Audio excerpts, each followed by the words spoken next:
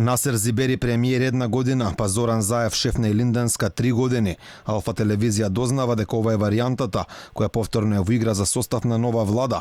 Ова информација доаѓа истиот ден кога претседателот Пендаровски соопшти дека мандатот за состав на новата влада ќе му го даде на Заев не еден ден пред истекот на рокот. Со одлуката на Пендаровски почнува да течат 20 дена кои лидерот на СДСМ ги има да состави влада. Интересно е што во соопштението на претседателот не стои дека Заев обезбедил 61 пратеник, туку само дека преговара. Зоран Заев во име на коалицијата Можеме, која што има освоено најголем број пратенички мандати во собранието, го информираше претседателот Пендаровски за преговорите со повеќе партии за обезбедување на неопходното мнозинство во собранието за избор на владата. Шпекулациите дека Илинденска ке шефува Зибери ги зголемува и риториката на СДСМ. Преку соопштениот таму информираат дека Заев ќе биде мандатор за состав на новата влада, но не споменувајќи дека тој ќе биде идниот премиер. Председателот на Социјалдемократскиот сојуз на Македонија Зоран Заев ќе биде мандатарот за состав на новата влада која ќе ја води државата напред во следните 4 години. Во тек се сериозни разговори за формирање стабилно парламентарно мнозинство и владина коалиција со полн 4 годишен стабилен мандат.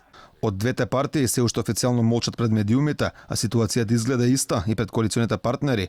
Павле Трајанов, кој во собранието влезе како дел од коалицијата на СДСМ, за Алфа вели дека не е информиран за што преговараат Заев и Ахмети. Според првиот човек на Демократскиот сојуз, за која било од македонските партии, би било погубно да го прифатат условот за албанец премиер, сепак не сакаше да одговори на прашањето на Алфа дали би гласал за влада предводена од албанец, доколку таков е договорот меѓу СДСМ и ДУИ.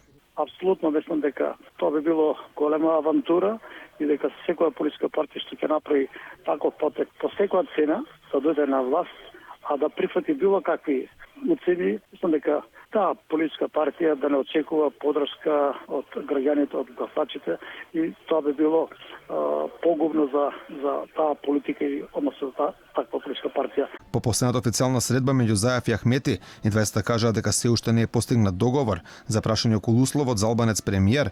Лидерот на СДСМ не сакаше да одговори, велејќи дека така може му наштети на преговарачкиот процес, додека пак Ахмети кажа колку се блиску, толку се и далеку од договор.